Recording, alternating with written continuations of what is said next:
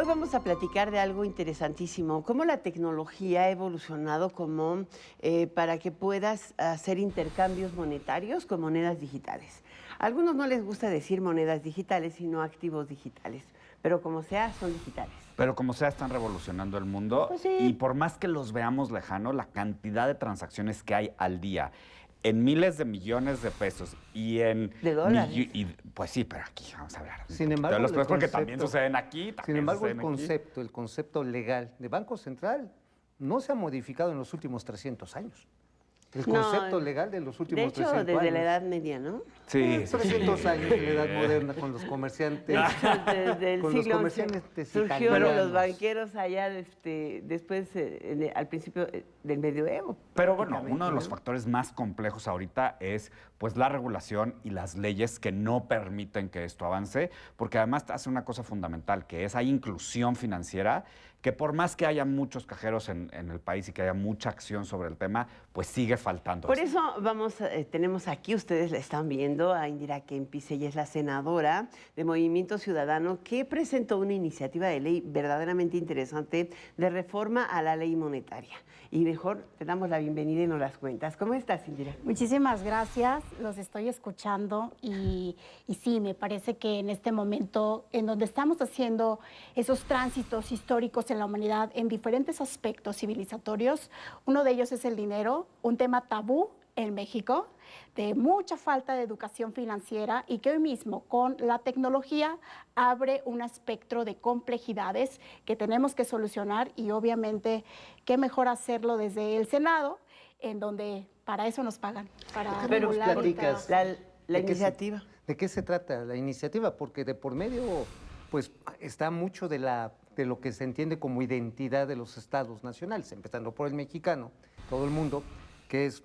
Yo me acuerdo de mis clases todavía de civismo, que era territorio, población, lenguaje y moneda. Así que aviéntate con la información para que nos cuentes bien. Bueno, les quiero contar el contexto. Hicimos un proceso que comenzó desde la defensa de la comunidad de empresas fintech hace 3 años. Así fue como comenzamos a analizar qué estaba pasando en diferentes países a partir de una comunidad mexicana que estaba teniendo en su momento muchos obstáculos de parte del Banco de México y precisamente de una ley fintech que no ha estado actualizada en los últimos 5 años.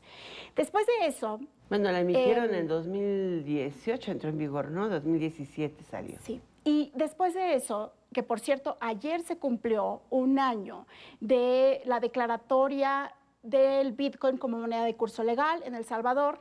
Entonces comenzamos a adentrarnos en qué estaba pasando, llegamos y tocamos base con lo que está pasando en El Salvador y a partir de ahí se abrió una caja de Pandora de entender que si no nos actualizamos, que si no estamos incentivando un mercado que es emergente y que al contrario le cerramos la puerta, nos vamos a quedar atrás.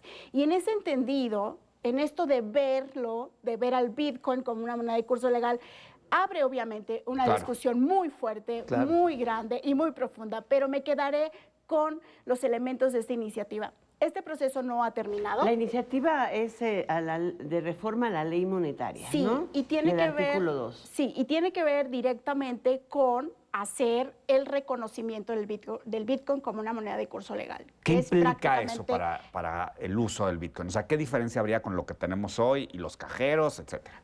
Bueno, no solamente en términos de transacciones, que esas se pueden hacer, es legal que se hagan, sino además pasar a la descentralización de las finanzas, que ese es el tema clave que estamos buscando. Descentralización de las finanzas. O sea, sobre todo en época de inflación, ¿no? Y sobre todo cuando tenemos un sistema financiero que ha excluido, tú ya lo mencionabas muy bien, hay una exclusión de más de 60 millones de personas, mexicanos y mexicanas, que están no solamente no bancarizadas, sino que además no tienen servicios financieros integrales y que justamente el Bitcoin y la criptoeconomía nace a partir de la necesidad de que cada persona le dé un valor y un uso a su dinero sin intermediarios. Entonces, a partir de esto y de ese reconocimiento, de pasar de verlo como solamente un activo digital a este tránsito de ya ser una moneda, obviamente sus impactos son directamente en la forma de gobierno, en el Banco Central, que en este caso sería el Banco de México, y sus políticas y sus decisiones, y por supuesto en una sociedad que estaría enfrente de una tecnología que le permite no tener intermediarios. Ahora, el asunto Economía de sin la intermediarios. enorme volatilidad que presentan las monedas digitales, hemos visto que de diciembre a la fecha, por ejemplo, el Bitcoin perdió poco más del 50% de su valor. Claro, si lo vemos desde el momento de su inicio, Yo ya hasta hubiera la querido fecha, tener sí. una pérdida de esas. Si entraste en enero, no creo. No, pero si entraste cuando Pero pasa costaba con un el tipo de dólar. cambio, o sea, se mueve No, todos tampoco, los días. No a pero esos no así. niveles, pero sí, digo, pero pasó en algunos momentos de la Pero historia. Si no lo sí. comprabas en el O nivel sea, de arranque y sí. después se te baja al 50%, A ver, volvamos al tema. A ver, ¿qué no te hacer? hace nada. ¿Qué hace? Esta discusión es la que todos los días se presenta. O sea, ¿qué hacer si tenemos una moneda de curso legal que no tiene un anclaje Bueno, con la es cuenta que corriente y el valor del país? En realidad, la palabra clave no es la volatilidad, sino la convertibilidad. Es decir, tú lo acabas de decir, todos los días vemos cambios en todos los precios, los valores, las unidades y también del Bitcoin. No está regulado. Ahora mismo no tiene estos entes reguladores que le pongan ahí puntos sobre las IES a la dinámica que se hace a través de estos. Eso es un factor importante de por qué existe esta fluctuación. Y también no es que de hecho se quiera esta visión de regulación estricta, porque depende del mercado, oferta y demanda, tal cual. Y la otra, lo tercero, sería una óptica de ahorro. El Bitcoin tiene una visión de ahorrar Patrimonial. y de sí. ¿Por qué? No de, Porque es inversión. porque es inversión y porque es la evolución, de hecho, del dinero. De hecho, por eso se le dice el oro digital, porque ese es el enfoque. Ahora bien, ahora mismo El Salvador, la República Centroafricana, ya son países que al darle este reconocimiento también de inmediato hacen uso de estas, pues sí, de este fondo que de cierta manera también permite ese enfoque de ahorro. Y bueno, para el futuro lo que vamos a estar viendo es precisamente no solamente A ver, esto, Indira, sino una facilidad en las ¿me transacciones y permites, una facilidad en las empresas por ejemplo, fintech ponerlo que en un caso? hacen O sea, cadenas cuando de uno valor. hoy ahorra en un banco tradicional, pues te dan una tasa de interés, usualmente muy mala.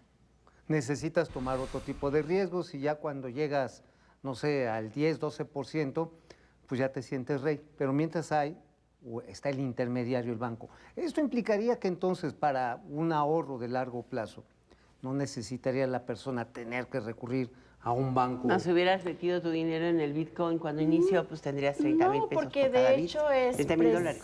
precisamente cada persona es un banco en esta criptoeconomía. Esa es la descentralización. Cada persona es un banco y cada persona le da un uso y valor a su dinero. Ahora bien, ustedes lo saben. Te voy a interrumpir. Tan es interesante que, por ejemplo, el Banco de México, en la comparecencia que tuvo Victoria Rodríguez, tú le preguntaste, además me encantó, pero le evadieron. El punto es la posibilidad de que en México, a finales de esta administración, se emita la primera moneda digital soberana, el peso digital. ¿Qué diferencia sería entre ese peso digital, una transacción electrónica, porque es también digital, y el tener al Bitcoin como moneda de curso legal? La palabra es blockchain. Es decir, la tecnología que está atrás del Bitcoin es transparente, es de usuario a usuario, podemos tener el origen y el destino de ese dinero. Claro está que la gran diferencia entre un peso digital y el Bitcoin tiene que ver con lo público y lo privado. Claro. Una vez que el Banco Central toma esa información y decide sobre la misma, pues es, digamos, su peso, pero otra vez hablamos de la descentralización y quienes hoy son los tecnólogos, las tecnólogas que están detrás de lo que se quiere lograr, que es una descentralización financiera, que claro, es muy ambiciosa y ¿Y más pueden en nuestros convivir ambos? países. Sí, por supuesto. No que es aumentaría- también, de hecho, Como los parte... stablecoins. Sí. que es también parte de la apuesta de la conversación que se tiene hoy en México, precisamente por la autonomía de nuestro Banco Indira, Central. Senadora, ¿quedaría registrado dentro de los datos de Banco de México de base monetaria entonces el Bitcoin, o se le tendría que hacer un apartado para tener una idea de cuánto o cómo podríamos saber qué es lo que está circulando? Es diferente porque la información no es sobre los individuos. Y lo ¿Cómo? que hace... Sí, la información... ¿Cómo agrupar esa información? La información no es precisamente como ahora, por ejemplo, que tú prácticamente le entregas toda tu información a un banco. Toda. No más toda. Saben hasta qué desayunaste. Toda. Pero en el caso del Bitcoin solamente es el origen y el destino, que es parte de la tecnología blockchain. Y en ese momento, pues también hay privacidad y también al mismo tiempo, por ejemplo, ¿qué ha hecho El Salvador? El Salvador es un caso muy interesante de analizar porque, otra vez, la palabra convertibilidad, ellos tienen dolarizada la economía. Que hayan reconocido al Bitcoin como moneda de curso legal no quiere decir tampoco que todas las operaciones... y que la tesorería y finanzas y el mismo Banco Central estén haciendo todas estas operaciones con Bitcoin. Es decir, hay una convivencia. Hay una parte, ¿no?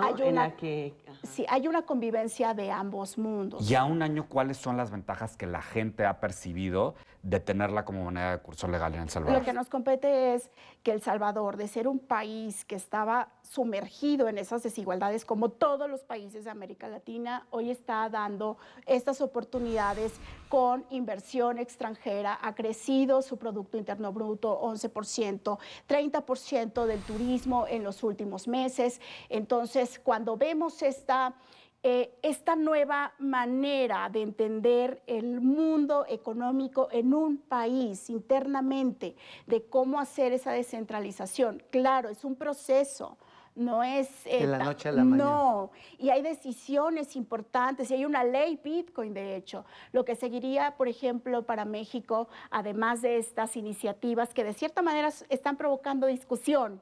Todavía no ya con eso se va de gane. Sí, claro. No, todavía no llegamos al consenso ni a los votos. Por eso yo a todo el mundo le digo, no hay que crisparnos en pasiones, pero sí hay que entender que no podemos pasar esos acuerdos sin esta discusión. El mundo ya cambió. Y de qué es lo que le conviene al país, porque a mí también me queda claro que una cosa es El Salvador con economía dolarizada, con un territorio mucho más pequeño, una población que prácticamente es Nuevo León, para ponerlo en términos... Más chiquito. Paísecito chiquito. Pero otra cosa es México. Ahora, los especialistas de este mundo fintech están apuntando las miradas a México, porque México es clave en nuestra región. ¿Cómo van los cajeros? Fue innovador el poner un cajero en el Senado de la República. Esa foto no se va a olvidar, ¿eh? Mira, Yo la vi ahí. Es para la historia. Esa es una foto para la historia. Es una foto para la historia, sí, por supuesto, porque pensamos en su momento que, es más, ese cajero debería estar en mi oficina, porque ese era el objetivo primario. Ajá. Pero nos atrevimos y nos arriesgamos a decir Eso. no, enfrente, además de los Junto a cajeros los cajeros tradicionales. bancarios, sí. Porque es una dicotomía, es el mundo que viene y el mundo que estamos dejando. Entonces, lo primero es despertar curiosidad, porque además tenemos una iniciativa para reformar el artículo 3º de la Constitución, que tiene que ver con educación, y acuérdense que ahí nos describe cómo es la educación en México, y entonces estamos insertando dos palabras, que es educación financiera. Ay, qué urge. Que cada mexicano y mexicana tenga una educación financiera. Abusadillos desde chiquillos. Que les comentaba que de esto no Pues se es puede que hablar en la casa, ¿no? De hecho- dinero no se puede hablar en la casa. Ni de sexo De fuera del hecho, eso matrimonio. es con lo que nos quedamos hoy, Indira. Muchísimas gracias, senadora Indira Kempis, por estar con nosotros. Indira es la senadora de Movimiento Ciudadano por Nuevo León que ha puesto sobre la mesa uno de los temas más interesantes de la conversación de futuro. Es como, ¿sabes qué? Como la película de Mundo Jurásico. Hay que coexistir con las nuevas especies. Ándale. Ay, Ándale, Ay, no, ándale. te viste bien dinosaurio. Senadora, No, muchas no, gracias no. por estar aquí. Gracias por favor, a síganos ustedes. manteniendo al tanto de cómo va avanzando y, por supuesto, Gracias. Muchas pues de los gracias, beneficios que gracias da. por estar con no hay nosotros. pasos atrás y si pueden compren Bitcoin porque este es el momento de... Ándale. Ay. Ya lo dijiste. Está claro. Muchísimas gracias. Nos Bueno, vemos sí a es la cierto, próxima. si entras ahorita puedes subir. Espero no que no siga bajando. No sé. Nos vemos a la próxima.